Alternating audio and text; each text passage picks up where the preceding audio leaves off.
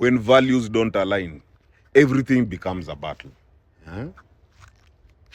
Because values are the invisible architecture of our inner world. They define what feels right, what feels wrong, what feels sacred, or even what's non-negotiable, So when two people have different value systems, they're essentially speaking different emotional and ethical languages. Even if the surface level communication seems fine. And this is what happens in such dynamics. Number one, there'll be constant tension over decisions. Simple decisions become long, exhausting negotiations. Not because either person is bad, but because they are coming from two entirely different moral compasses or even priorities. For example, one person values freedom, the other values control. My friend, every plan, every goal, every conflict becomes a tug of war. Number two, emotional misalignment. You start to feel unseen because what matters to you is invisible to them. You start feeling judged because your actions don't make sense to their framework. You start feeling lonely even when you're physically together. This is emotional starvation. You're speaking from your soul and they're listening with their logic. Or even worse, their ego. Number three, mismatched expectations.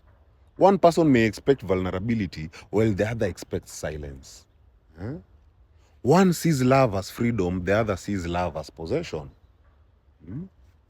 One believes in forgiveness, the other in punishment. So you're not just disagreeing. You are living in different levels. You are living in different energies. There's a trap in trying to be understood, especially when your values don't align. Because people often double down. They over-explain. They plead for empathy. They shrink themselves to keep peace.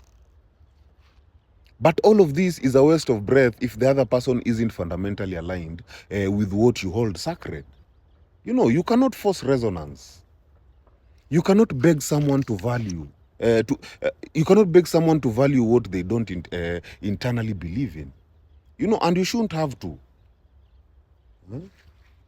You should shift to preserving your energy rather than performing your energy.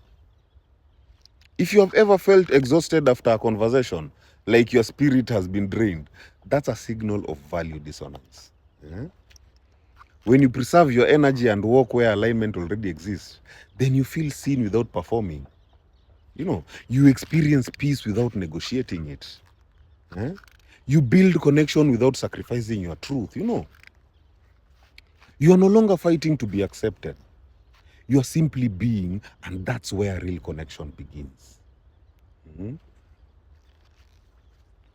You don't need everyone to agree with your values. You just need the courage to live by them and the clarity to walk away from what doesn't. Because some bridges are not meant to be broken. My friend, they were never meant to be built in the first place. My people, heal. Heal.